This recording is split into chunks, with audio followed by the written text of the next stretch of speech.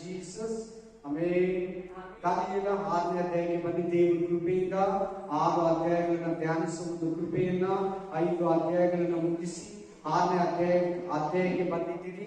ಆಮೇಲೆ ದೇವರ ಕೃಪೆ, ಪರಿಶುದ್ಧಾತ್ಮನ ಸಹಾಯ, ಯೇಸು ಕ್ರಿಸ್ತನ ಕೃಪೆ, ತಂದೆಯಾದ ದೇವರ ಪ್ರೀತಿ ನಮ್ಮನ್ನ 6ನೇ ಅಧ್ಯಾಯಕ್ಕೆ ಕೊಂಡೊಯ್ದಿದೆ. ಅಲ್ಲೆಲ್ಲೂಯಾ. ಈ ದಾನಿಯೇಲ 6ನೇ ಅಧ್ಯಾಯದಲ್ಲಿ ಏನಿದೆ ಅಂದ್ರೆ, ಎಂಥ ಸಮಯದಲ್ಲಿ ಕೂಡ ಒಂದು ಪಾಸ್ಟರ್, ಒಂದು ವಿಶ್ವಾಸ ಪ್ರಾರ್ಥನೆಯನ್ನು ನಿಲ್ಲಿಸಬಾರದು. ಏನೇ ಶೋಧನೆ ಬರಲಿ, ಪ್ರಾಣ ಹೋಗೋ ಪರಿಸ್ಥಿತಿ ಬರಲಿ, ಪ್ರೇಯರ್ ಮಾಡಿದ್ರೆ ಪ್ರಾಣವನ್ನು ತೆಗೆದಾಕ್ತೀನಿ ಅಂತ ಹೇಳಿದ್ರೆ ಕೂಡ ಪ್ರೇಯರ್ ನಿಲ್ಲಿಸಬಾರದು. ಆಮೇಲೆ ಬಾಬಿಲೋನ್ ಸಿಂಹಗಳನ್ನು ನೋಡಬಾರದು. ಆ ಪರಲೋಕದ ಯೂದ ಗೋತ್ರದ ಸಿಂಹಕ್ಕೆ ಭಯ ಪಡಬೇಕು. ದಾನಿಯೇಲ 3 ಮುಖ್ಯ ಅಧಿಕಾರಿಗಳಲ್ಲಿ ಒಬ್ಬನು, ದೊಡ್ಡ ಉದ್ಯೋಗದಲ್ಲಿದ್ದಾನೆ, ರಾಜಾಸನದಲ್ಲಿದ್ದಾನೆ, ಪರಮ ಬುದ್ಧಿಯುಳ್ಳವನು, ಒಂದೂ ತಪ್ಪಿಲ್ಲದವನು, ನೀತಿವಂತನು, ಪರಿಶುದ್ಧನು, ನಿರ್ಮಲ ಚಿತ್ತದವನು ದಾನಿಯೇಲ. ರಾಜ ಅಂದ್ರೆ ದಾನಿಯೇಲನಿಗೆ ಇಷ್ಟ, ದಾನಿಯೇಲ ಅಂದ್ರೆ ರಾಜನಿಗೆ ತುಂಬಾ ಇಷ್ಟ.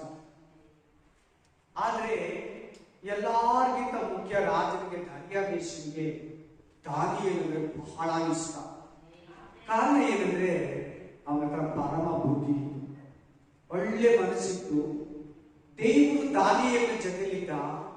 ಎಲ್ಲ ನೀತಿಯಿಂದ, ನ್ಯಾಯದಿಂದ, ಕಪಟವಿಲ್ಲದಿರ, ಸುಳ್ಳಿಲ್ದಿರ, ಮೋಸ ಇಲ್ದಿರ, ಲಂಚವಿಲ್ದಿರ, ರಾಜನಿಗೆ ಮೋಸ ಮಾಡ್ದಿರ ದಾನಿಯೇಲ ನಡ್ಕೊಂತಾ ಇದ್ದ. ಯಾವಾಗಲೂ ದಾನಿಯೇಲ ಮುಖ್ಯ ಅಧಿಕಾರಿಯಾಗಿದ್ದ.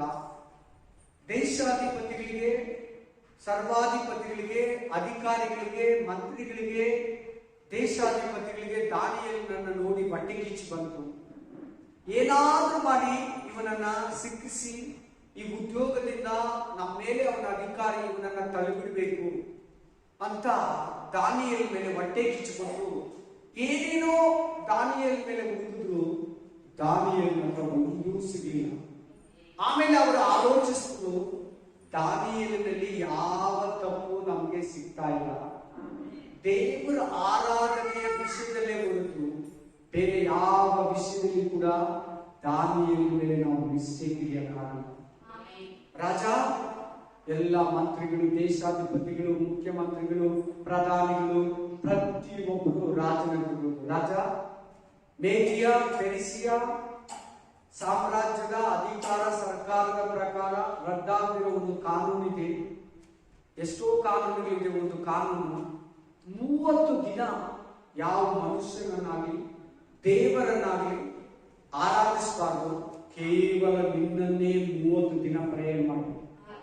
ಅದು ಯಾರಾದ್ರೂ ನಿನ್ನ ಕಾನೂನನ್ನ, ನಿನ್ನ ಸಲಹೆಯನ್ನ, ನಿನ್ನ ಸೂಚನೆಯನ್ನ ಮೀರಿ ಬೇರೆ ದೇವರುಗಳನ್ನಾಗಲಿ ಮನುಷ್ಯರನ್ನಾಗಲಿ ಆರಾಧಿಸಿದ್ರೆ ಅವರು ಸಿಂಹದ ಬೋನಲ್ಲಿ, ಗವಿಯಲ್ಲಿ ಹಾಕಲ್ಪಡಬೇಕು.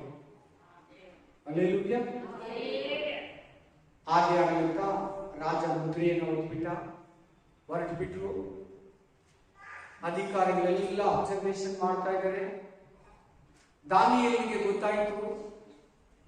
ಕೇಳಿದ ತಕ್ಷಣ ದಾನಿಯೇಲ ಹೋಗಿ ಫಸ್ಟ್ ಫ್ಲೋರ್ಗೆ ಯೆರೂಸಲೇಮ್ ಕಡೆ ತಿರುಗಿ ಕಿಟಕಿಗಳಿರೋ ಮನೆಯಲ್ಲಿ ಮೊಣಕಾಲು ಹಾಕಿ ಹೆಂಗೆ ದಿನಕ್ಕೆ 3 ಸಾರಿ ಪ್ರೇಯರು, ದೇವರಿಗೆ ಪ್ರೇಯರ್ ಮಾಡಿದ್ರೆ ನನ್ನನ್ನು ಎತ್ತಿ ಸಿಂಹದ ಗವಿಯಲ್ಲಿ ಹಾಕ್ತಾರೆ. ಅದು ಎಂತ ಸಿಂಹಗಳಂದ್ರೆ ಇನ್ನು ಆಗ್ತಾ ಇದ್ದಾಗಲೇ ತಿಂದು ಬಿಸಾಕಿಟ್ಟು ಹುಳಿಗಳನ್ನೆಲ್ಲ ಪೀಸ್ ಮಾಡ್ತಾರೆ. ಅಷ್ಟು ದೊಡ್ಡ ಭಯಂಕರವಾದ ಬಾಬಿಲೋನ್ ಸಿಂಹ. ಚೆನ್ನಾಗಿ ಕೇಳಿ, ಗಮನ ಕೊಟ್ಟು ಕೇಳಿ. ದಾನಿಯೇಲನಿಗೆ ದೇವರ ದಾನಿಯೇಲನ ಸಂಬಂಧ, ಪ್ರಾರ್ಥನೆ ಮನುಷ್ಯ ದಾನಿಯೇಲನ ಸಂಬಂಧದಲ್ಲಿ ಎಂತ ಒಂದು ಶೋಧನೆ, ಉದ್ಯೋಗದಲ್ಲಿ ಶೋಧನೆ, ಆಫೀಸಲ್ಲಿ ಶೋಧನೆ, ಮನೆಯಲ್ಲಿ ಶೋಧನೆ, ಕೆಲಸದಲ್ಲಿ ಶೋಧನೆ, ನೀನ್ ಚರ್ಚಿಗೆ ಬರೋದಕ್ಕೆ ವಿರೋಧ, ಪ್ರಾರ್ಥನೆ ಮಾಡೋದಕ್ಕೆ ವಿರೋಧ, ಬೈಬಲ್ ಓದೋದಕ್ಕೆ ವಿರೋಧ. ನಿನಗೂ ಕೂಡ ಅನೇಕ ಸಾರಿ ದೇವರನ್ನ ಸೇವಿಸುವುದಕ್ಕೆ ಯಥಾರ್ಥವಾಗಿ ಸುತ್ತಿಸೋದಕ್ಕೆ ಶೋಧನೆ ಬರ್ತದೆ. ಶೋಧನೆಯಲ್ಲಿ ಮನುಷ್ಯ ಮೂಲಕ ಸೈತಾನ ನಿನ್ನನ್ನು ಶಿಕ್ಷೋದಕ್ಕೆ ನೋಡ್ತಾರೆ. ನಾಳೆ ದಿನ ಗೌರ್ಮೆಂಟ್ ಆಂಟಿ ಕ್ರೈಸ್ಟ್ ಗೌರ್ಮೆಂಟ್ ಕೂಡ 7 ವರ್ಷ ಯಾವ ದೇವರನ್ನ ಆರಾಧಿಸಬಾರದು, ದೇವಸ್ಥಾನಕ್ಕೆ ಹೋಗಬಾರದು, ಮಸೀದಿಗೆ ಹೋಗಬಾರದು, ಚರ್ಚ್ಗಳಿಗೆ ಹೋಗಬಾರದು, ಬೈಬಲ್ ಅನ್ನು ಓದಬಾರದು, ಆರಾಧನೆಯನ್ನು ಮಾಡಬಾರದು, ಬ್ಯಾಪ್ಟಿಸಮ್ ಕೊಡಬಾರದು, ಬೇರೆ ಯಾವ ದೇವರನ್ನು ಮುಗಿಬಾರದು. ಆಂಟಿ ಕ್ರೈಸ್ಟ್ ಹೇಳೋದು ನನ್ನನ್ನೇ ಆರಾಧಿಸಬೇಕು, ನನ್ನನ್ನ ಬಿಟ್ಟು ಬೇರೆ ಯಾರನ್ನ ಆರಾಧಿಸಿದ್ರೆ ಹೆಂಗೆ ದಾನಿಯನ್ನು ಎಲ್ಲಿ ಎತ್ತಾಕ್ತನಕ ಹೇಳಿದ್ರು. ಆ ಕಾಲದಲ್ಲಿ ದೇವ್ರ ಮಕ್ಕಳು ಅನೇಕರಿರ್ತಾರೆ, ಬಿಡಲ್ಪಟ್ಟಿರೋ ಸಭೆ, ಅವ್ರಿಗೆ ಉಪದ್ರವ ಬರ್ತೈತೆ ಅನ್ನೋದಕ್ಕೆ ಈ ದಾನಿಯೇಲ ಆಜ್ಞೆ ಆಗ್ತದೆ. ಕ್ರಿಸ್ತ ವಿರೋಧಿ ಕಾಲ 7 ವರ್ಷ ಉಪದ್ರವ ಕಾಲದಲ್ಲಿ ಹೇಗೆ ಕ್ರಿಸ್ತ ವಿರೋಧಿ ರೂಲಿಂಗ್ ಅನ್ನ ತರ್ತಾನೆ ಅನ್ನೋದಕ್ಕೆ ಈ 6ನೇ ಅಧ್ಯಾಯ ಒಂದು ಬಲವಾದ ಕಾರಣ. ನೀನು ಅಲ್ಲವರೆಗೂ ಹೋಗ್ಬಾರ್ದು. ಅವತ್ತು ಅಷ್ಟೇ ಯಾರನ್ನ ಪ್ರೇಯರ್ ಮಾಡ್ಲಿ ಆಂಟಿ ಕ್ರೈಸ್ಟ್ ಒಬ್ಬ ಮನುಷ್ಯ ಹೇಳಿ, ಎಲ್ಲಾರನ್ನು ಒಬ್ಬ ಮನುಷ್ಯ ಅವನೇನ್ ಹೇಳ್ತಾನೆ ಅಂದ್ರೆ ನಾನೇ ಯೇಸು ಅಂತ ಹೇಳ್ತಾನೆ. ಯೇಸು ಪರಲೋಕದಲ್ಲಿ ಇರ್ತಾನೆ. ಎಲ್ಲಿರ್ತಾರೆ?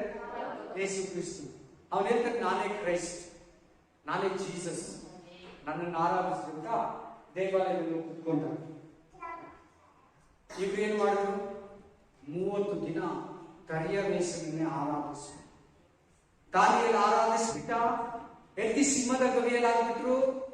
ಬಂಡೆಯನ್ನ ಗವಿಗೆ ಅಂಟಿಸಿ ರಾಜನ ಮುದ್ರೆಯನ್ನ ಒತ್ತಿಬಿಟ್ಟು ರಾಜನೇ ಹಾಕಿಸ್ತಾ. ಇವರು ಬಲೆ ಕ್ರಿಮಿನಲ್ಗಳು, ಕಳ್ಳತನದಿಂದ ಇವ್ರನ್ನ ಮೋಸದಿಂದ ಇಟ್ಕೊಂಡಿದ್ದಾರೆ. ದಾನಿಯೇಲ ಒಳ್ಳೆಯವರು, ದೇವರ ಮನುಷ್ಯ, ಪರಿಶುದ್ಧನು, ಸದ್ಭಕ್ತನು, ಯಥಾರ್ಥನು, ನಿರ್ಮಲ ಚಿತ್ತನು, ದೇವರಿಗೂ ಏನು ಮೋಸ ಮಾಡಿಲ್ಲ, ನನಗೂ ಏನು ಮೋಸ ಮಾಡಿಲ್ಲ, ಯಾವ ಮನುಷ್ಯನಿಗೂ ದಾನಿಯೇಲ ಮೋಸ ಮಾಡಿಲ್ಲ ಅಂತ ತಿಳ್ಕೊಟ್ಟಿದ್ದಾರೆ ಅಂತೇಳಿ ಇವ್ರು ನಾನು ಹೆಂಗೋ ಈ ದಾನಿಯೇಲನನ್ನ ದೇವರು ತಪ್ಪಿಸ್ತಾನೆ. ಏನೇನೇನು ದಾನಿಯೇಲನನ್ನ ತಪ್ಪಿಸ್ತಾನೆ. ನಿಮ್ಮ ವಿಷಯದಲ್ಲಿ ಕೂಡ ಜನಗಳು ಹಂಗೆ ಇರಬೇಕು. ದೇವರು ಇವ್ರಿಗೆ ಏನ್ ಬಂದ್ರು ಕಾಪಾಡ್ತಾನಪ್ಪ, ಏನ್ ಸಮಸ್ಯೆ ಬಂದ್ರು ಇವ್ರು ಪಕ್ಷವಾಗಿ ನಿಲ್ತಾನೆ, ಇವ್ರನ್ನ ಬಿಡಿಸ್ತಾನೆ ಅನ್ನೋವರೆಗೂ ನೀನು ಕೂಡ ದಾನಿಯೇಲನಂತೆ ಒಂದು ನೀತಿ, ಪರಿಶುದ್ಧತೆ, ಭಯಭಕ್ತಿ, ಪ್ರಾರ್ಥನಾ ಜೀವಿತ ನಿನ್ನಲ್ಲಿ ಕೂಡ ಇರಬೇಕು.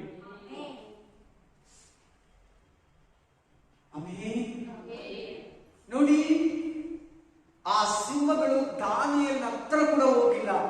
ಸುಮ್ಮನೆ ಅವರ ಮುಂದೆ ಕುತ್ತಿಗೆ ಆ ದಾನಿಯೇಲನ ಮುಂದೆ ಅವರು.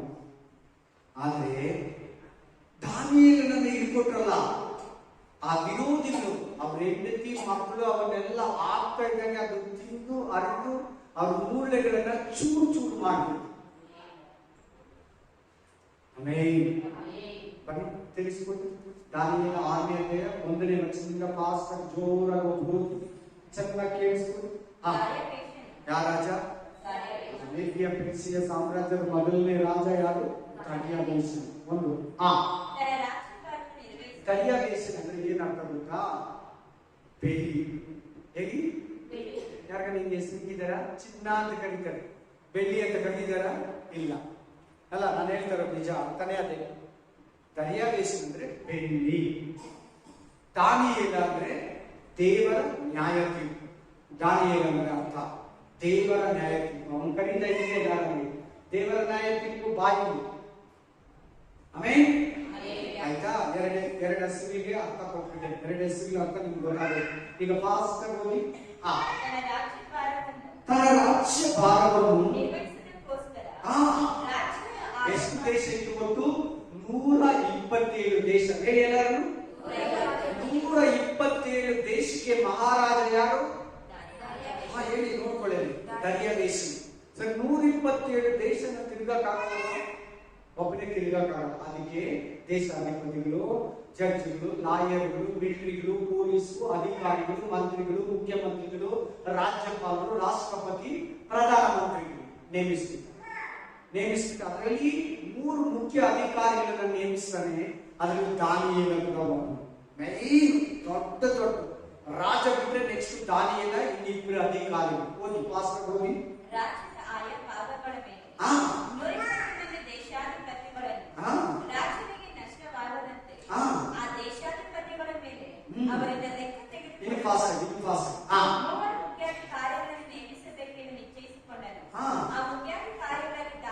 ಏನೇನು ದಾನಿಯೇಲ ಕೂಡ ಒಪ್ಪಿಗೆ.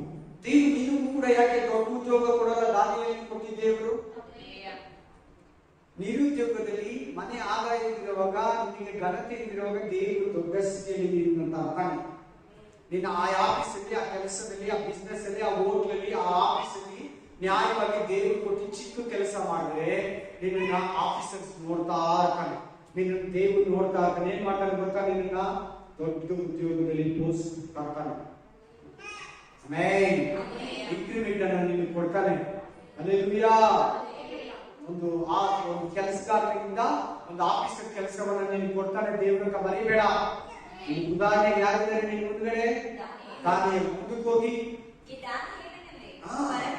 ಎಂತವನು? ಪರಮ ಅಂದ್ರೆ ಏನು ಗೊತ್ತಾ? ಪರಲೋಕ. ಹೇಳಿ ಎಲ್ಲರೂ. ಪರಲೋಕ ಅಂದ್ರೆ ಯಾರು ನಮ್ಗೆ ಬರೋದು? ದೇವರು, ಏಸಯ್ಯ. ಏಸಯ್ಯ ಬುದ್ಧಿ ದಾನಿಯೇಲನಲ್ಲಿ ಇದ್ದಾನೆ. ನಿನ್ನ ಹತ್ರ ಯಾವ ಬುದ್ಧಿ ಇದೆ? ವಕ್ರ ಬುದ್ಧಿ ಇದೆಯಾ? ಸೈತಾನ ಬುದ್ಧಿ ಇದೆಯಾ? ಮನುಷ್ಯ ಬುದ್ಧಿ ಇದೆಯಾ? ಲೋಕದ ಬುದ್ಧಿ ಇದೆಯಾ? ಯಾವ ಬುದ್ಧಿ ಇದೆ? ಕೆಟ್ಟ ಬುದ್ಧಿ ಇದೆಯಾ? ಕೆಲವು ಬೈತಾರಲ್ಲ, ವಕ್ರ ಬುದ್ಧಿ, ಕೆಟ್ಟ ಬುದ್ಧಿ, ದುರ್ಬುದ್ಧಿ ಹೇಳ್ತಾರೆ ಅಲ್ವಾ? ನಮ್ಮ ಹತ್ರ ಯಾವ್ದಿದೆ? ನಿನ್ನ ಹತ್ರ, ನನ್ನ ಹತ್ರ ಏನ್ ಬುದ್ಧಿ ಇದೆ? ದಾನಿಯೇಲನ ಹತ್ರ ಪರಮ ಬುದ್ಧಿ, ಪರಲೋಕದ ಬುದ್ಧಿ ಇದೆ. ಬೆಳೆಸ್ಕೊಂಡು ನೀನು ಕೂಡ ಒಂದು ಕಲ್ತ್ಕೊಂಡ ಇದೀಗ ಪಾಠ ಸರಿಯಾಗಿ ಕೇಳಿ, ಚೆನ್ನಾಗಿ ಗಮನ ಕೊಟ್ಟು ನನಗೆ ಹೇಳೋದು ವೇಸ್ಟ್ ಮಾಡಬಾರ್ದು. ಏನ್ ಬುದ್ಧಿ ಇತ್ತು ದಾನಿಯೇಲನ? ಪರಮ ಬುದ್ಧಿ, ಪರಲೋಕದ ಬುದ್ಧಿ. ನೆಕ್ಸ್ಟ್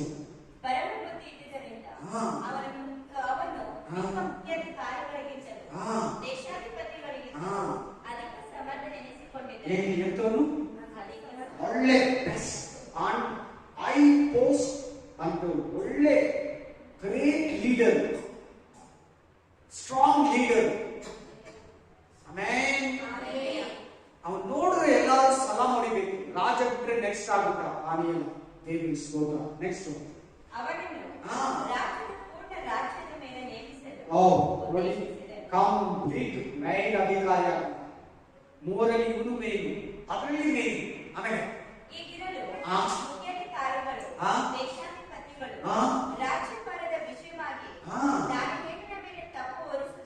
ನೋಡಿ ಬಟ್ಟೆ ಕಿಚ್ಚು ಬಂತ. ಹಾಗಾದ್ರೆ ನಿಮ್ಮ ಮೇಲೆ ಯಾಕೆ ಹೊಟ್ಟೆ ಕಿಚ್ಚು ಬರಲ್ಲ ಇವತ್ತು? ಎಷ್ಟು ಜನಕ್ಕೆ ಈ ಅನುಭವ ಆಗಿದೆ? ನಿಮ್ಮ ಮನೆಯಲ್ಲಿ, ನಿಮ್ಮ ಹೊರಗಡೆ ಕೆಲಸದಲ್ಲಿ ಬಟ್ಟೆ ಕಿಚ್ಚು ಪಟ್ಟಿದ್ದಾರಾ? ಬೇಸರಗೊಂಡಿದ್ದಾರಾ? ಇನ್ನು ಬಂದಿಲ್ಲ ಅಂದ್ರೆ ನೆಕ್ಸ್ಟ್ ಪಡ್ತಾರೆ. ನೀನ್ ಬೇಸರ ಆಗಲ್ಲ. ದಾನಿಯೇಲ ನನಗೆ ಯಾಕಮ್ಮ? ಯಾರನ್ನ? ದಾನಿಯೇಲನ ಕತ್ಕೊತಿರಲಿಲ್ಲ. ಬೈಬಲ್ ಕತ್ಕೊಳ್ಳಿ. ನೆಕ್ಸ್ಟ್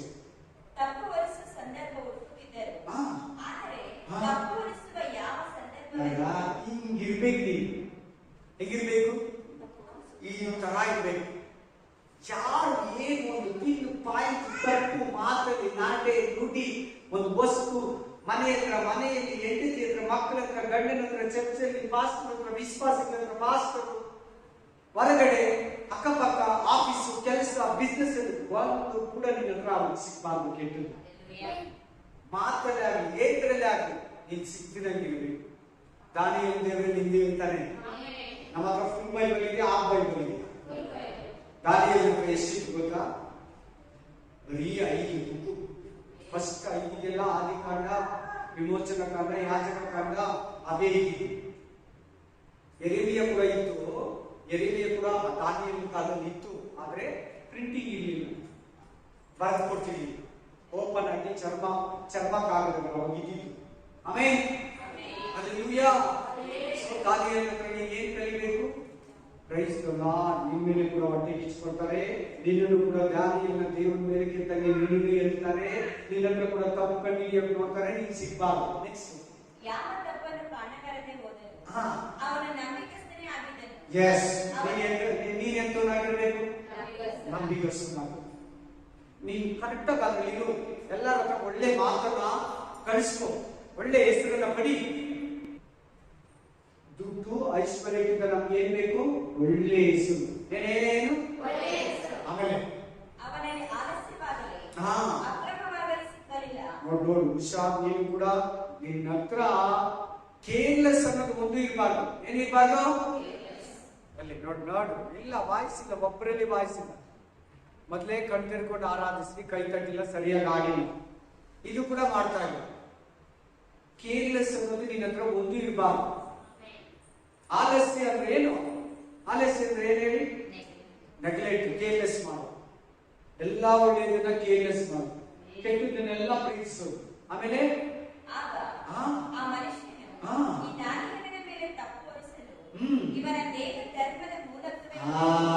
ಎಲ್ಲಿಗೆ ಬರ್ತಾರೆ ಲಾಸ್ಟ್ಗೆ? ಧರ್ಮ.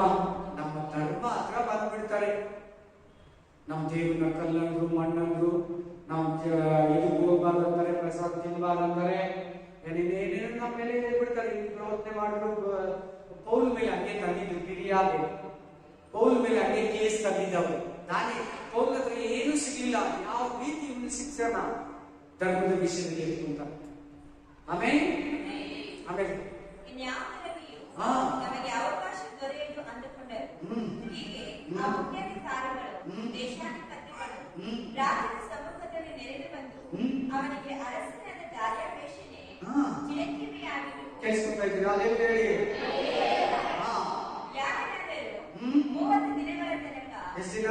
30 ದಿನಗಳು ರಾಜನಾದ ನಿನಗೆ ಹೊರತು ಬೇರೆ ಯಾವ ದೇವರಿಗಾಗಲಿ ಮನುಷ್ಯನಿಗಾಗಲಿ ವಿಜ್ಞಾಪನೆ ಮಾಡಿಕೊಂಡರೆ ಅವನ ಸಿಂಹಗಳ ಗವಿಯಲ್ಲಿ ಹಾಕಲ್ಪಡಬೇಕೆಂದು ಎಂಬ ಖಂಡಿತ ನಿಬಂಧನೆಯನ್ನು ರಾಜಾಜ್ಞೆ ರೂಪವಾಗಿ ಕಾನೂನನ್ನ ಶಾಸನವನ್ನ ವಿಧಿರೂಪವಾಗಿ ತಂದುಬಿಡು.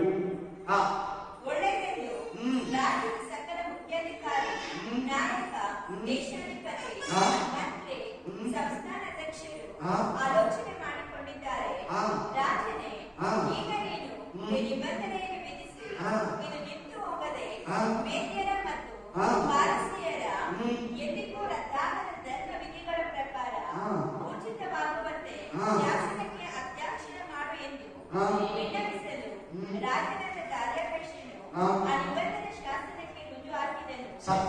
ಏನಿದೆ ಪಾಯಿಂಟು? ರಾಜನಿಗೆ ದಾನಿಯನ್ನು ಶಿಕ್ಷಿಸೋದಕ್ಕೆ ಇವರು ಕುಯುಕ್ತಿ ಮಾಡಿದಾರಂತ ಗೊತ್ತಿಲ್ಲ. ಅಲ್ಲೆಲ್ಲೂಯಾ. ಹಾಗೆ ನಮಗೂ ಕೂಡ ನಮಗೆ ಗೊತ್ತಿದ್ರೆ ಬಹಳ ಮಂದಿ ನಮಗೆ ವಿರೋಧವಾಗಿ ಏನೇನೋ ಮಾಡ್ತಾ ಇರ್ತೀವಿ. ನಂಬಿಗಸ್ತರ ಏನಾಗಿರಿ? ನಮ್ಮ ಓನರ್ ಹತ್ರ ಹೋಗಿ, ನಮ್ಮ ಆಫೀಸರ್ ಹತ್ರ ಹೋಗಿ, ನಮ್ಮ ಪಾಸ್ಟರ್ ಹತ್ರ ಹೋಗಿ ಏನೇನೋ ಹೇಳ್ತಾ ಇರ್ತಾರೆ. ನಮ್ಮ ಅಮ್ಮ ಅಪ್ಪ ಹತ್ರ ಹೋಗಿ ಆಮೇಲೆ ಬೇಸರಗೊಳ್ಳಿ. ಏನಾಗ್ಬೇಡಿ, ಬೇಯಿಸ್ಕೋಬೇಡಿ. ಎನ್ನಿ ಈ ಓದಿದ ವಾಕ್ಯದಲ್ಲಿ ಇನ್ನೇನು ನಾವು ಕಲಿಬೋದಂದ್ರೆ, ಇವನನ್ನ ಧರ್ಮದ ವಿಷಯದಲ್ಲಿ ಹೊರತು ದೇವರ ಆರಾಧನೆ ವಿಷಯದಲ್ಲಿ ಹೊರತು ಯಾವುದರಲ್ಲಿ ಪಾರ್ಟಿ ಹಿಡಿಯಕ್ಕಾಗಲ್ಲ ಅಂತ ಹೇಳ್ಬಿಟ್ಟು ಇವನ ಮೇಲೆ ವಿರೋಧವಾಗಿ ರಾಜನ ಹತ್ರ ಬಂದ್ರೆ, ರಾಜನ ಗೊತ್ತಿಲ್ಲ. ರಾಜನು ಸೈನ್ ಮಾಡಿ, ರಾಜನ ಏನ್ ಮಾಡ, 30 ದಿನ ನಿನ್ನನ್ನ ಹೊರತು ಬೇರೆ ಯಾವ ದೇವರನ್ನ ಮನುಷ್ಯನ ಆರಾಧಿಸಬಾರ್ದು, ಪ್ರೇಯರ್ ಮಾಡಬಾರ್ದು. ಇವ್ರಿಗೆ ಚೆನ್ನಾಗಿ ಗೊತ್ತಿತ್ತು. ದಾಳಿಯನ್ನ ಊಟ ಮಾಡಿದರು, ನಿದ್ರೆ ಮಾಡಿದರು, ಕೆಲಸಕ್ಕೆ ಹೋಗಿದ್ರು, ಏನೇನು ಪಕ್ಕಾ ಪ್ರೇಯರ್ ಮಾಡ್ತಾರೆ. ಪ್ರೇಯರ್ ಮಾತ್ರ ನಿಲ್ಲಿಸಲ್ಲ. ದಾಳಿಯನ್ನು ಇದರಲ್ಲಿ ಮಾತ್ರ ಅವನನ್ನ ನಾವು ಹಿಡಿದು ಸಾಯಿಸಬಹುದು. ಇವ್ನು ಇಲ್ಲಿಗ ಮಾಡಿದ್ರೆ ನಮಗ್ ಸಿಗ್ತದೆ. ಎಲ್ಲಿಂದೋ ಬಂದಿರೋ ಪರದೇಶಿ, ಯಾವ ಊರಿಂದೋ ಬಂದಿರೋ ಈ ಇವನು ನಾವು ನಮಸ್ಕಾರ ಹೊಡಿಬೇಕಾ, ಇವನ ಹತ್ರ ಸೈನ್ ಹಾಕಿಸ್ಕೊಳಕ್ ಹೋಗ್ಬೇಕಾ, ಇವನ ಹತ್ರ ನಾವು ಕೈ ಕಟ್ಕೊಂಡು ನಿಂತ್ಕೋಬೇಕಾ? ನಾವು ಈ ಊರಲ್ಲಿ ಹುಟ್ಟು ಬೆಳೆದಿರೋರು, ನಾವು ಈ ದೇಶದವರು ಅಂತ ಬಟ್ಟೆಗೆ ಶಿಸ್ತು. ಹಂಗೆ ನಿನ್ನ ಮೇಲೆ ಸೇಮ್ 7 ವರ್ಷ ಉಪದ್ರವ ಕಾಲದಲ್ಲಿ ಕ್ರಿಸ್ತು ವಿರೋಧಿ ಇದೇ ತರ ರೂಲ್ ಅನ್ನ ತಂದ. ಕ್ರಿಸ್ತು ವಿರೋಧಿ ನಾನೇ ಯೇಸು ಅಂತ ಏನಂತಾನೆ? ಅವನೊಬ್ಬ ಮನುಷ್ಯ ನಿಂತರ ನಂತರ ಒಂದು ತಾಯಿ ಮನೆಯಲ್ಲಿ ಹುಟ್ಟಿರ್ತಾನೆ, ತಂದೆ ತಾಯಿಗೆ ಹುಟ್ಟಿರ್ತಾನೆ. ಅವನೇನ್ ಮಾಡ್ತಾನೆ ಅಂದ್ರೆ ನಾನೇ ಕ್ರಿಸ್ತು ಅಂತೇಳಿ ದೇವಾಲಯದಲ್ಲಿ ಹೋಗಿ ಎರಸಲೇಮಿನಲ್ಲಿ 3ನೇ ದೇವಾಲಯದಲ್ಲಿ ಕೂತ್ಕೊಂತಾನೆ. ಅವರು ಕೂಡ ನಂಬ್ತಾರೆ, ಅವನ್ನ ಆರಾಧಿಸ್ತಾರೆ, ಅವ್ರಿಗೆ ಬಲಿಯನ್ನ ಅರ್ಪಿಸ್ತಾರೆ, ಅವನನ್ನ ಸ್ತುತಿಸ್ತಾರೆ. ಸೇಮ್ ಇದೇ ತರ. ಇದಕ್ಕೆ ಇಲ್ಲಿ ಬಂದಿದ್ದೀವಿ. ಕ್ರಿಸ್ತು ವಿರೋಧಿ ಒಂದು ಪಾರ್ಟ್ ಇದ್ರಲ್ಲಿ ಐತೆ, ಒಂದು ಪಾಯಿಂಟ್. ಆ ಪಾಯಿಂಟ್ ಇದೆ 6, 7, 8ನೇ ವರ್ಷ. ಸೇಮ್ ಕ್ರಿಸ್ತು ವಿರೋಧಿ 7 ವರ್ಷ ಉಪದ್ರವ ಕಾಲದಲ್ಲಿ ಇದೇ ಕಾನೂನನ್ನ ತಂದ. ಈ ವಾಕ್ಯ ಎಲ್ಲಿದೆ ಅಂದ್ರೆ ಇದೇ ದಾನಿಯೇಲ 3ನೇ ಅಧ್ಯಾಯದಲ್ಲಿ. ಬೇರೆ ಯಾವ ದೇವರುಗಳನ್ನ ಸೇವಿಸಬಾರ್ದು, ತನ್ನನ್ನು ತಾನು ಹೆಚ್ಚಿಸಿಕೊಂಡು ತಂದೆ ತಾಯಿ ತೋರಿಸ್ಕೊಂಡಿರೋ ಮೂಲ ದೇವತೆಗಳು ಯಾರು ಪೂಜೆ ಮಾಡಕ್ಕೆ ಬಿಡಲ್ಲ. ಅವಾಗ ಚರ್ಚ್ಗಳಿರ್ತದ, ಬೈಬಲ್ ಇರ್ತದ, ಬ್ಯಾಪ್ಟಿಸಮ್ ಇರ್ತದ, ಪಾಸ್ಟರ್ ಇರ್ತಾರ, ಒಳ್ಳೆ ಪಾಸ್ಟರ್ ಇರಲ್ಲ. ಯಾವ ದೇವರನ್ನ ಆರಾಧಿಸಿದ್ರೆ ಅವ್ರ ಮನೆ ಬಾಗಿಲಿಗೆ ಬಂದು ಮನೆಯಲ್ಲಿ ಕೂಡ ಪ್ರೇಯರ್ ಮಾಡೋಂಗಿಲ್ಲ, ಬಂದು ನಿಂತಿರ್ತಾರೆ. ಯಾಕೆ ಗೊತ್ತಾ? ಆ ಟೈಮ್ಗೆ ಟೆಕ್ನಾಲಜಿ ತುಂಬಾ ಮುಂದುವರಿದಿರ್ತದೆ. ನಮ್ಮ ಮನೆಯಲ್ಲಿರೋ ಫ್ಯಾನ್, ನಮ್ಮ ಮನೆಯಲ್ಲಿರೋ ಟಿವಿ, ನಮ್ಮ ಮನೆಯಲ್ಲಿರೋ ಫ್ರಿಡ್ಜ್, ನಮ್ಮ ಮನೆಯಲ್ಲಿರೋ ವಾಷಿಂಗ್ ಮಿಷಿನ್, ನಾವು ಏನ್ ಮಾಡ್ತಿರೋ ಅದೆಲ್ಲ ಗೌರ್ಮೆಂಟ್ ಇನ್ಫಾರ್ಮೇಶನ್ ಕೊಟ್ಟಾಗುತ್ತೆ. ಅವಾಗಿರೋ ಗೌರ್ಮೆಂಟ್ ಯಾವ್ದಂದ್ರೆ ಆಂಟಿ ಕ್ರೈಸ್ಟ್ ಗೌರ್ಮೆಂಟ್, ಕ್ರಿಸ್ತು ವಿರೋಧಿ ಸರ್ಕಾರ ಇರ್ತದೆ. ಪ್ರಪಂಚವನ್ನೆಲ್ಲ ಅವನ ಪುಣ್ಯ ರೂಲ್ ಮಾಡ್ತಾ ಇರ್ತಾನೆ. ಇವತ್ತು ಒಂದೊಂದು ದೇಶಕ್ಕೆ ಒಂದೊಂದು ರಾಷ್ಟ್ರಪತಿ, ಒಂದೊಂದು ಪ್ರೆಸಿಡೆಂಟ್, ಒಂದೊಂದು ಪ್ರಧಾನಮಂತ್ರಿ. ಆವಾಗ ಪ್ರಪಂಚವನ್ನೇ 196 ದೇಶ ಇದೆ. ಕಡೆಯ ದೇಶದ ಕಾಲದಲ್ಲಿ ಎಷ್ಟು ದೇಶ ಇತ್ತು? 127.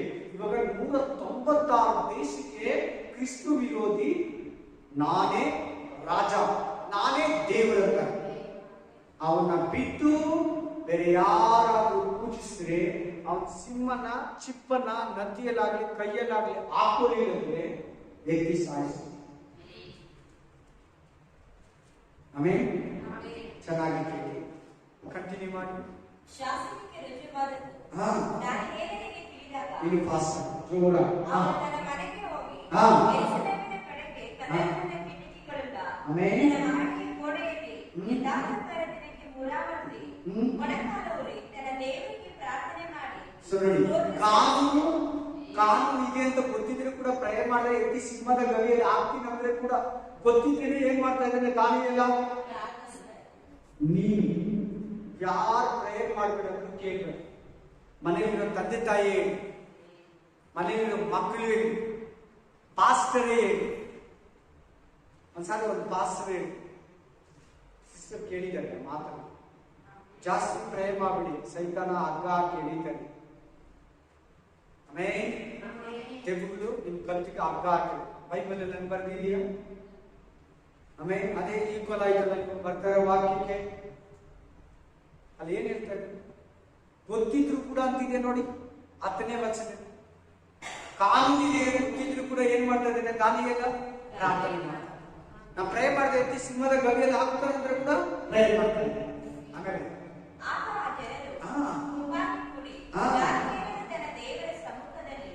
ಪ್ರಾರ್ಥಿಸಿ ವಿಜ್ಞಾಪಿಸುವುದನ್ನು ಕಂಡು ಸನ್ನಿಧಿಗೆ ಬಂದು ರಾಜಾನಿಯ ಪ್ರಸ್ತಾಪವನ್ನೆತ್ತಿ, ರಾಜನೇ, ಯಾವನಾದರೂ 30 ದಿನಗಳ ತನಕ ನಿನಗೆ ಹೊರತು ಬೇರೆ ಯಾವ ದೇವರಿಗಾಗಲಿ ಮನುಷ್ಯನಿಗಾಗಲಿ ವಿಜ್ಞಾಪನೆ ಮಾಡಿದರೆ ಅವರ ಸಿಂಹಗಳ ಗವಿಯಲ್ಲಿ ಹಾಕಲ್ಪಡಬೇಕು ಎಂಬ ನಿಬಂಧನೆಗೆ ಹಾಕಿದೆಯಲ್ಲ ಎಂದು ಕೇಳಲು ರಾಜನು, ಹೌದು, ಮೇದ್ಯರ ಮತ್ತು ಪಾರಸಿಯರ ವೃದ್ಧಾಕರ ಧರ್ಮ ವಿಧಿಗಳಂತೆ ಇದು ಸ್ಥಿರ ಎಂದು ಉತ್ತರ ಕೊಟ್ಟನು. ಇದಕ್ಕವನು, ಸನ್ನಿಧಿಯಲ್ಲಿ ರಾಜನೇ, ಯೆಹೂದದಿಂದ ಸೆರೆಯಾಗಿದ್ದಂಥವರಲ್ಲಿ ಒಬ್ಬನಾದ ಆ ದಾನಿಯೇಲನು ನಿನ್ನನ್ನಾಗಲಿ ನಿನ್ನ ಹಸ್ತಾಕ್ಷರದ ನಿಬಂಧನೆಯನ್ನಾಗಲಿ ಲಕ್ಷಿಸಿದ್ದಾನೆ. ಸರಿಯಾಗಿ ಬಂದು ಹೇಳಿ, ಎಲ್ಲಾರು ಇಟ್ಕೊಂಡು ಹೋಗಿರೋ ದಾನಿಯೇಲನು ಏನ್ ಮಾಡಿರೋದು?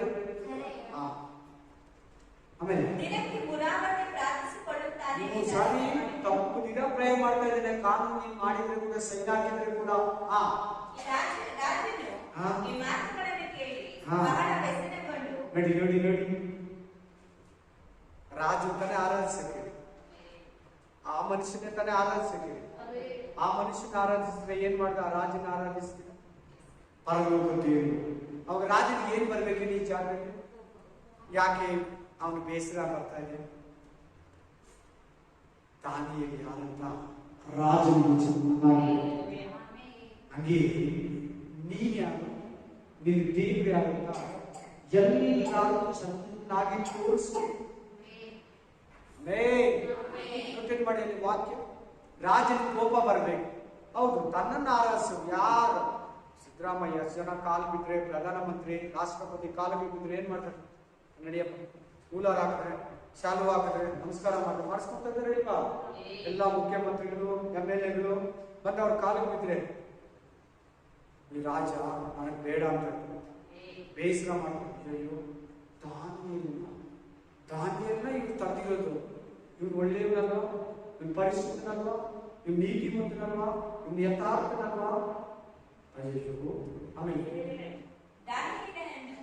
ತಪ್ಪಿಸಬೇಕೆಂದು ಮನಸ್ಸು ಮಾಡಿ ಏನ್ ಮಾಡ್ದ? ತಪ್ಪಿಸೋಣ. ಅಂತ ಒಳ್ಳೆಯವನು, ಎಷ್ಟು ಕರೆಕ್ಟ್ ಆಗಿ ಕೆಲಸ ಮಾಡ್ತಾನೆ, ಎಷ್ಟು ಸತ್ಯ ಮಾತಾಡ್ತಾನೆ, ತಪ್ಪಿಸ್ಬೇಕಂತ ಪ್ರಯತ್ನ ಮಾಡ್ತಾ ಇರ್ತಾನೆ. ಆದ್ರೆ ಅವ್ರು ಹೇಳ್ತಾ ಇದ್ದಾರೆ, ರಾಜ ನೋಡು ಕಾನೂನು ಮಾಡ್ಬಿಟ್ಟಿದ್ಯಾ, ಹುಷಾರ್. ಆಮೇನ್ ಆಮೇನ್. 14ನೇ ವಚನ, ದಾನಿಯೇಲನು ತಂದು ಸಿಂಹದ ಗವಿಯಲ್ಲಿ ಹಾಕಿ ಬಿಟ್ಟರು. ಆಗ ರಾಜನು ದಾನಿಯೇಲನಿಗೆ, ನೀನು ನಿತ್ಯವೂ ಭಜಿಸುವ ದೇವರು ನಿನ್ನನ್ನು ಉದ್ಧರಿಸಲಿ ಎಂದು ರಾಜನ್ನೇ ಆರಾಧಿಸಲು ಕೇಳಿದ್ರು. ಅದೇ ರಾಜನೇ ಏನಂತ ಪ್ರೇಯರ್ ಮಾಡ್ತಾ ಇದ್ದಾನೆ? ಈ ಮನುಷ್ಯ ಅನ್ಯ ಮನುಷ್ಯ. ಯಾರಿವನು?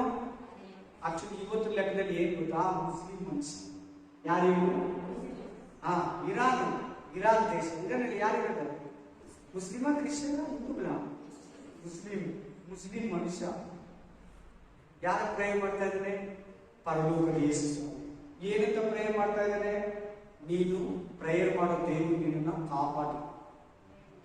ಪ್ರೇಯರ್ ಮಾಡೋ ದೇವರು ನಿನ್ನನ್ನು ನಿಜವಾಗಲು ಅನ್ಯ ಜನರು ಕೂಡ ನನಗೆ ಹೇಳ್ತಾರೆ, ಗೊತ್ತು, ನನಗೆ ಹೇಳಿದ್ದಾರೆ, ನಿಮ್ಗೆ ಹೇಳಿದ್ದಾರೆ ಗೊತ್ತಿಲ್ಲ, ನನಗೆ ಹೇಳಿದ್ದಾರೆ. ಎಷ್ಟು ಜನ ನಿಮ್ ದೇವರು ಕಾಪಾಡ್ತಾರಲ್ಲ, ನನಗೆ ಹೇಳಿದ್ದಾರೆ, ನಿನ್ನ ದೇವರು ನಿನ್ನನ್ನು ಕಾಪಾಡ, ನಿಮ್ಗೆ ತುಂಬಾ ಸಹಾಯ ಇದೆ ಅಂತ ಹೇಳ್ತಾರೆ. ಆತರ ನಾವು ಜೀವಿಸ್ಬೇಕು. ನಮ್ಗೆ ನಿಜವಾಗ್ಲೂ ಬೇರೆ ಹೇಳ್ತಾ ಇಲ್ಲ. ಎಷ್ಟು ವಾಕ್ಯ ಕರೆಕ್ಟ್.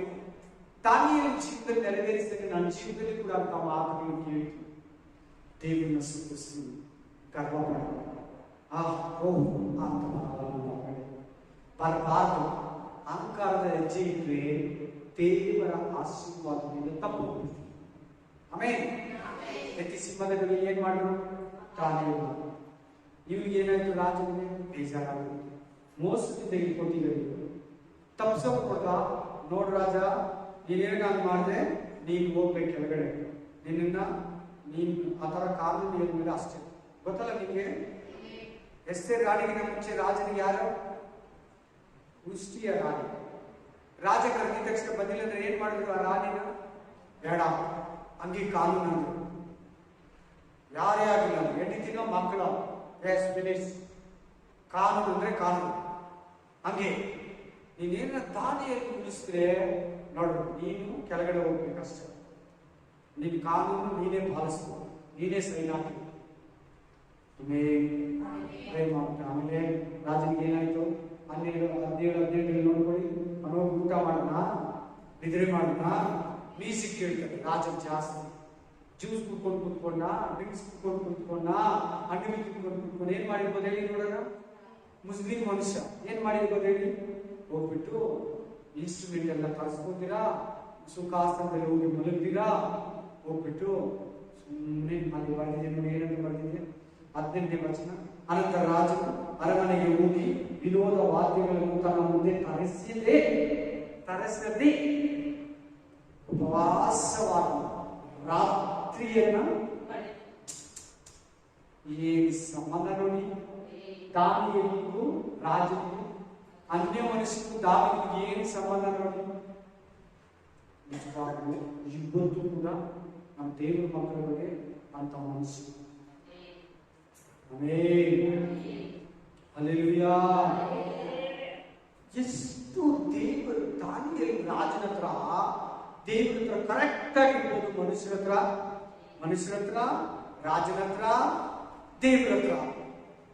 ಈ ಮನುಷ್ಯ ಊಟ ಇಷ್ಟ ಆಗಿಲ್ಲ ರಾಜನಿಗೆ. ಮಹಾರಾಜ ಎಲ್ಲರೂ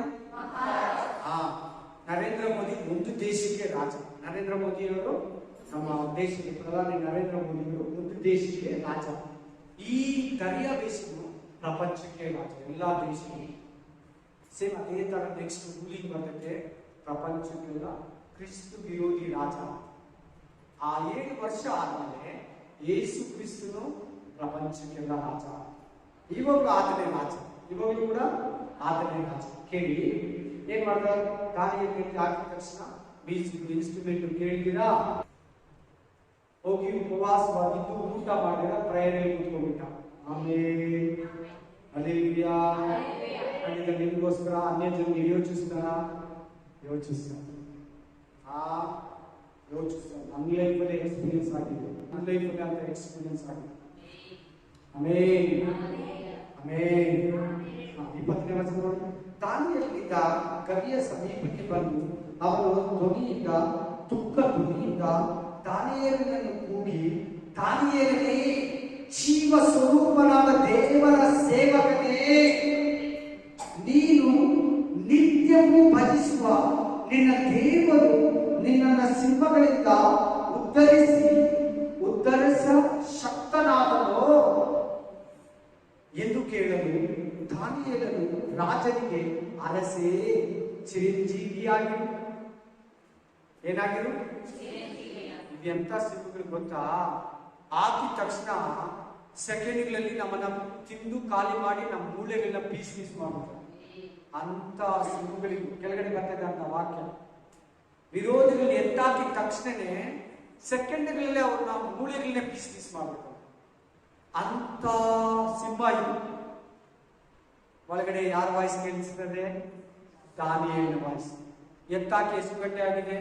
24 ಗಂಟೆ ಆಗಿದೆ. ದಾನಿಯೇಲ ಮಾತಾಡ್ತಾ ಇದ್ದಾನೆ. ಸಿಂಹಗಳು ಇದೆ. 1 ಸಿಂಹ ಅಲ್ಲ, 2 ಸಿಂಹ ಅಲ್ಲ, 3 ಸಿಂಹ ಅಲ್ಲ, 4 ಸಿಂಹ ಅಲ್ಲ. ಆ ಜಾಗ ಏನು ಗೊತ್ತಾ? ಯಾರನ್ನ ತಪ್ಪು ಮಾಡದೆ ಎತ್ತಾಕುತ್ತೆ. ಯಾರೇ ದೇಶದಲ್ಲಿ ರಾಜನಿಗೆ ವಿರೋಧವಾಗಿ, ಸರ್ಕಾರಕ್ಕೆ ವಿರೋಧವಾಗಿ ತಪ್ಪು ಮಾಡಿದ್ರೆ ಅದರಲ್ಲಿ ಎತ್ತಾಕ್ಬಿಡ್ತಾರೆ. ಆ ಸಿಂಹಗಳಿಗೆ ಅದೇ ಊಟ. ಮನುಷ್ಯರ ಮಾಂಸ ತಿನ್ನೋದು. ಯಾರು ಇಲ್ಲಂದ್ರೆ ಪ್ರಾಣಿಗಳನ್ನ, ಪಕ್ಷಿಗಳನ್ನ. ಅಂತ ಸಿಂಹಗಳವು ದೊಡ್ಡ ದೊಡ್ಡ ಸಿಂಹಗಳು, ದಪ್ಪ ದಪ್ಪ. Amen, hallelujah, praise the Lord, amen, praise the Lord. ಚೆನ್ನಾಗಿ ಕೇಳಿ. ಏನಾಯ್ತು? ಏನಂತ ಮಾತ್ರ? ಅರಸೇ, ಚಿರಂಜೀವಿಯಾಗಿರು. ನನ್ನ ದೇವರು ತನ್ನ ದೂತರನ್ನ ಕಳುಹಿಸಿ ಸಿಂಹಗಳ ಬಾಯನ್ನು ಬಂಧಿಸಿದನು.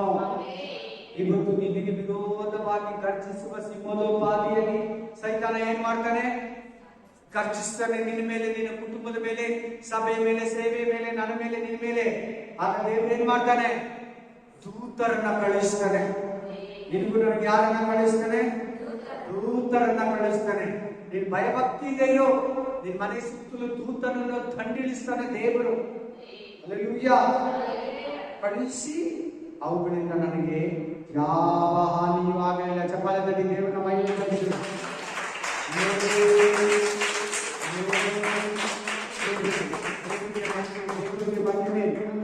ಏನು ಹಾನಿ ಆಗಿಲ್ಲ ರಾಜ. ನನ್ನ ನೆನಪಿ 24 ಗಂಟೆ ಆಗಿದೆ. ಅಪ್ಪ, ಆಮೆನ್. ಭಯಂಕರ ಸಿಂಹಗಳವು. ದೇವ್ರು ಏನ್ ಮಾಡಿದ? ದೂತನ ಕಳಿಸಿದ ಬಾಯಿಗಳನ್ನ ಕಟ್ಟಿ ಫಿನಿಶ್ ಸಾಗಿ. ಒಂದು ಮನೆ ಒಳಗಡೆ ಹೋದೆ, ಎಲ್ಲಿಂತೋ ಗೊತ್ತಿಲ್ಲ, ನಾಯಿ ಕಾಲಿದೆಲ್ಲ ಹಿಂದ್ಗಡೆ ಇಲ್ಲಿ ಬಂದು ಹಿಂಗೆ ಇಟ್ಕೊಂಡ್ಬಿಡ್ತು. ಕ್ಲೀನ್ ಆಗಿ ನಾನು ಕಾಲು ಎಳಿತೀನಿ, ಬರ್ತಾನೆ ಇಲ್ಲ. ಒಂದು ಕಾಲು ಒಳಗಡೆ ಇದೆ, ಇನ್ನೊಂದು ಕಾಲು ಆಚೆ ಕಡೆ ಇದೆ. ನನ್ನ ಬಾಡಿ ವಾಸ್ಕಲ್ ಸೆಂಟ್ರಲ್ ಇದೆ. ನೋಡ್ತೀನಿ, ನಾಯಿ. ಆಮೇಲೆ ಬಿಟ್ಬಿಟ್ಟು ಹೋಗ್ಬಿಡ್ತು. ಆಮೇಲೆ ನೋಡ್ತೀನಿ, ಅಲ್ಲಿ ಅದ್ರ ಅಲ್ಲೇ ಬಿದ್ದಿಲ್ಲ, ಕಚ್ಚಲೇ ಇಲ್ಲ.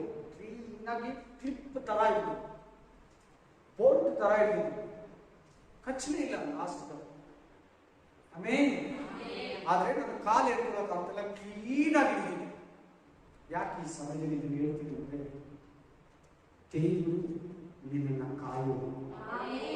ಪೊಲೀಸ್ ಅಲ್ಲ, ನಾಯಿಗಳಲ್ಲ, ಮನುಷ್ಯರಲ್ಲ, ಸೆಕ್ಯೂರಿಟಿ ಅಲ್ಲ, ಬಂದೂಕಲ್ಲ, ಕುದುರೆಗಳಲ್ಲ, ನಿನ್ನ ಕಾಪಾಡೋದು ದೇವರು. ಏನಾಯ್ತು ಮುಂದಕ್ಕೆ ನೋಡಿ. ಅಲ್ಲಿ ಏನಂತ ಹೇಳ್ತಾ ಇದ್ದಾರೆ? ರಾಜನಿಗೆ ನಂಬಿಕೆ ಮಾತುಗಳು. ಏಕೆಂದರೆ ಆತನ ದೃಷ್ಟಿಗೆ ನಾನು ನಿರ್ಮಲನಾಗಿಯೂ ಕಂಡು ಬಂದೇನು. ಎಂತವನು? ನಿರ್ಮಲ ಚಿತ್ತರು ಧನ್ಯರು, ಅವರು ದೇವರನ್ನ ಕಾಣುವರು. ವಾಕ್ಯ ಹೇಳ್ತಾ ಇದೆ, ಕಂಡು ಬಂದೇನು. ರಾಜನಾದ ನಿನಗೂ ಯಾವ ದ್ರೋಹವನ್ನು ಮಾಡಲಿಲ್ಲ ಎಂದು ಹೇಳಿದನು.